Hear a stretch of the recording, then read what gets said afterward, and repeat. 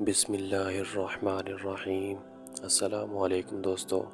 موت کے وقت کلمہ کی فضیلت۔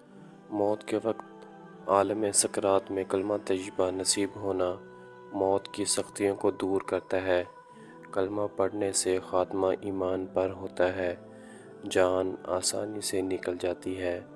اس سلسلے میں رسول اقدس صلی اللہ علیہ وآلہ وسلم ارشاد فرماتے ہیں، حضرت یحییٰ بن طلحہ بن عبداللہ رضی اللہ تعالی عنہ سے روایت ہے کہ حضرت طلحہ رضی اللہ تعالی عنہ کو افسردہ دیکھ کر لوگوں نے کہا، کیا بات ہے؟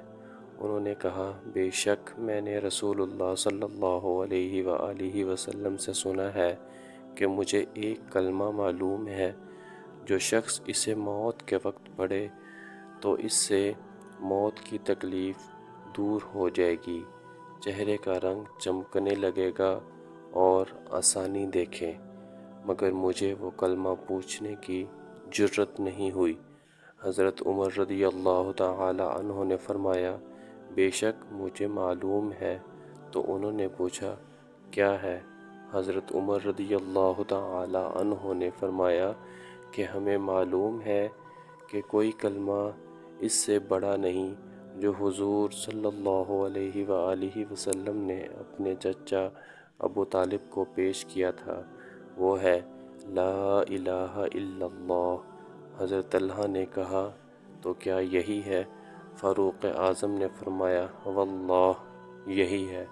میرے پیارے آقا صلی اللہ علیہ وآلہ وسلم کے پیارے دیوانوں، موت کے وقت کی تکلیف نہایت ہی سخت ترین ہوتی ہے۔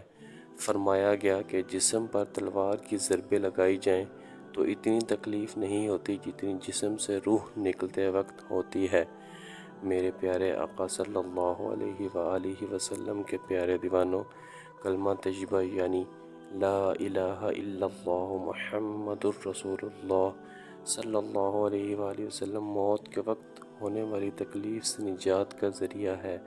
لہٰذا کلمہ طیبہ کے ورد کی عادت بنا لیں تاکہ مرتے وقت موت کی تکلیف سے نجات مل جائے۔ اللہ عز و جل ہم سب کو موت کی تکلیف سے محفوظ رکھے اور ایمان پر مدینہ میں موت نصیب فرمائے۔ نیکی کی بات کو پھیلانا بھی صدقہ جاریہ ہے۔ اللہ پاک ہم سب کا حامی و ناصر ہو، آمین۔